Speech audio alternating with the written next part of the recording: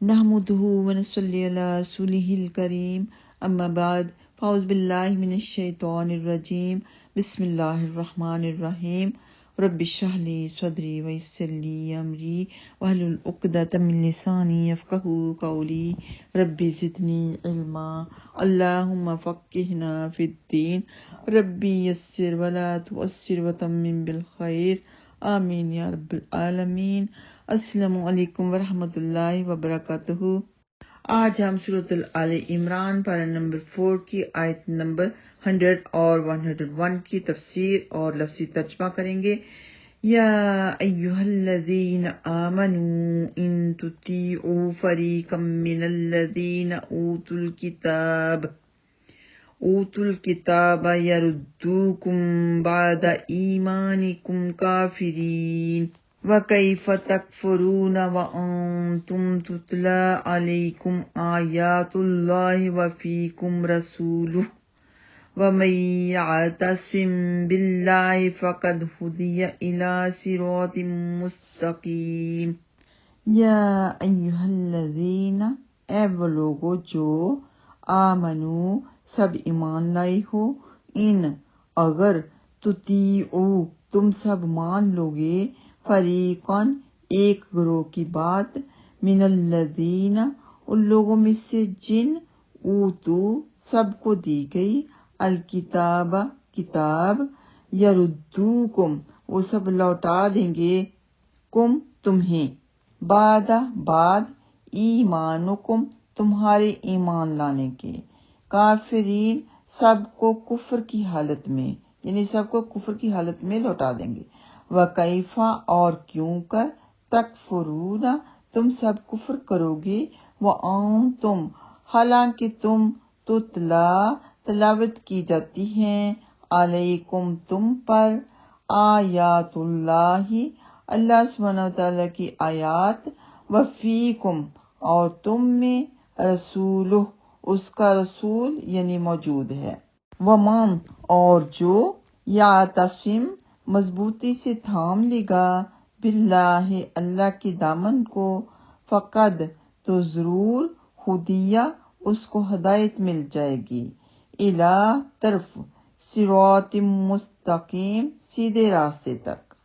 یہودیوں کے مکر و فریب اور ان کی طرف سے مسلمانوں کو گمراہ کرنے کی مذموم کوششوں کا ذکر کرنے کے بعد مسلمانوں کو تنبیہ کی جا رہی ہے کہ تم بھی ان کی سازشوں سے ہوشیار رہو اور قرآن کی تلاوت کرنے اور رسول اللہ صلی اللہ علیہ وسلم کے موجود ہونے کے باوجود کہیں یہود کے جال میں نہ پھنس جانا، جو مسلمانوں سے ان کی نعمتوں کی وجہ سے شدید حسد رکھتے ہیں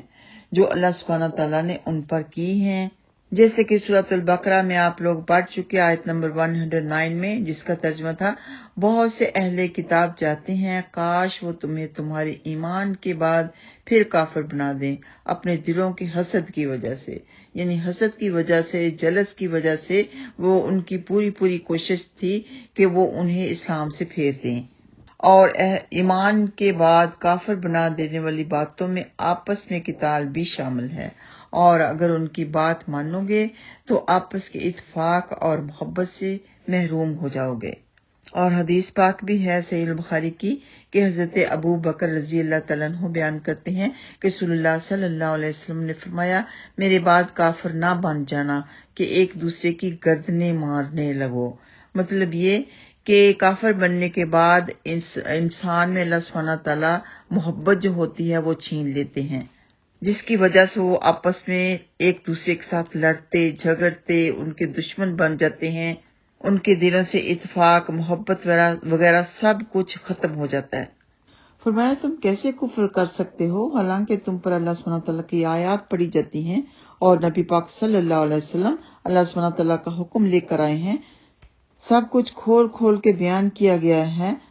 بجائے اس سے کہ تم اللہ سبحانہ تعالیٰ کے رسول کو مضبوطی سے پکڑے رکھو، اللہ کی کتاب کو مضبوطی سے پکڑے رکھو، ان پر یقین کرو، ان پر ایمان لے کے اللہ کی کتاب کے اوپر ایمان لے کے آؤ، نبی پاک صلی اللہ علیہ وسلم کے اوپر ایمان لے کے آؤ، بجائے اس کے تم لوگ کافروں کی بات مانتے ہو اور اسلام سے پھر جاتے ہو۔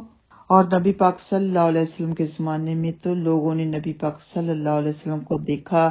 ان کی زیارت کی، دیدار کیا۔ نبی پاک صلی اللہ علیہ وسلم کے اوپر جو لوگ ایمان لے کے آئے ان کے لیے ایمان لے کے آنا بہت ہی آسان تھا،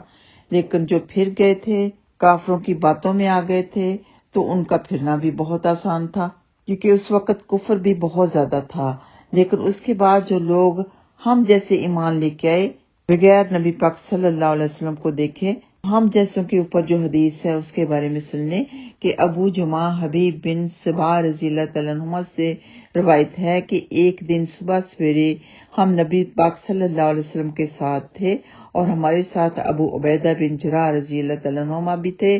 ابو عبیدہ نے نبی پاک صلی اللہ علیہ وسلم سے سوال کیا کہ اے اللہ کے رسول، ہم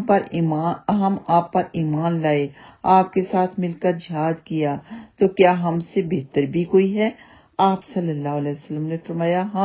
ہاں، وہ لوگ جو تمہارے بعد ہوں گے وہ مجھ پر ایمان لائیں گے، اس کے باوجود کہ انہوں نے مجھے دیکھا نہیں ہوگا۔ یہ مسند احمد میں موجود ہے۔ تو ہمیں کیا کرنا ہے کہ ہم نے ویسے اعمال کرنے ہیں جو صحابہ کرام نے کیے،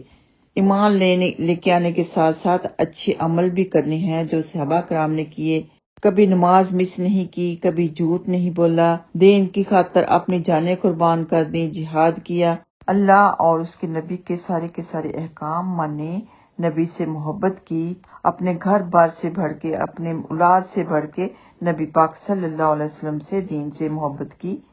جانوں کی پرواہ تک نہیں کی۔ مطلب یہ کہ ہم نے اللہ سبحانہ تعالیٰ کی رسی کو، دین کی رسی کو مضبوطی سے پکڑ کے رکھنا ہے۔ ہم دین کی رسی کو مضبوطی سے پکڑیں گے تو انشاءاللہ تعالیٰ ہمارا انہی میں شمار ہوگا جن کے بارے میں اللہ سبحانہ تعالیٰ نے فرمایا ہے فَقَدْ هُدِيَ إِلَىٰ صِرَاطٍ مُسْتَقِيمٍ،